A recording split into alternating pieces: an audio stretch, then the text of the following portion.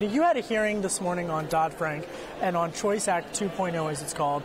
What would Choice Act 2.0 do that's different than Choice 1.0? Well, they're quite similar, but the most important thing is we're going to promote economic growth. I think there will be greater financial stability. We're going to get out of the bailout business. We're basically going to replace bailouts with bankruptcy, replace complexity with simplicity, replace federal micromanagement with market discipline.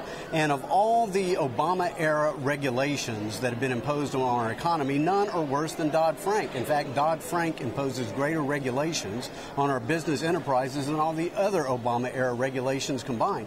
This is an economy under the Trump administration that's poised to take off after all the years of Obamanomics. But what we've got to do is we've got to have fundamental tax reform. We've got to repeal and replace Dodd-Frank, and the way to do it is the Financial Choice Act with private capital instead of taxpayer bailouts, and let freedom ring.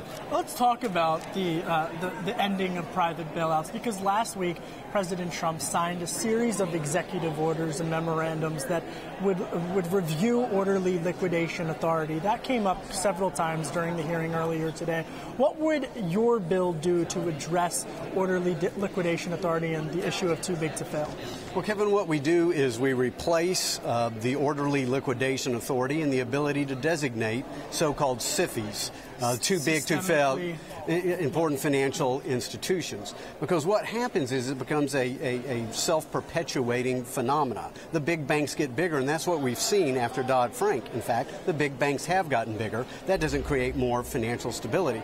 So we replace this bailout authority that Dodd-Frank instituted into law, and we replace it with a new subchapter of our bankruptcy code. The truth is there is no reason why large, complex financial institutions can't be resolved in a bankruptcy setting, but there are improvements that can be made with respect to expertise, with respect to rapid response, with respect to certain stays on derivative positions. So we have improved that, and that's the way to go, because ultimately we want shareholders and counterparties to have the right risk tolerance and not impose that upon the taxpayers. And so we believe that will help create the balance that will promote more economic growth and still make our economy more stable. So let's talk about the politics of this, because politically speaking, this is being interpreted by folks here on Capitol Hill as a bit more of a conservative piece of legislation than the first go-around.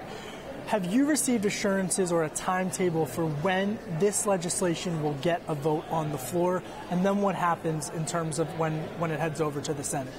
Well, I would just refer you to the Speaker's comments this morning, where I think he said soon. Now, so how soon is soon, Mr. Chairman? Soon is soon. Soon is soon. Yeah. But what about in terms of as you negotiate with the Senate? I guess, what is the timetable in terms of passing this legislation? Well, again, I expect that we will bring it to the House floor in fairly short order. Yeah. The Senate's going to do what the Senate's going to do, and Civics 101 teaches us the House passes a bill, the Senate passes a bill. But a first-year priority? Yeah, absolutely. Every conversation I've had with the President, the Vice President, the Speaker, this is a this-year priority, and so that's what we're driving for.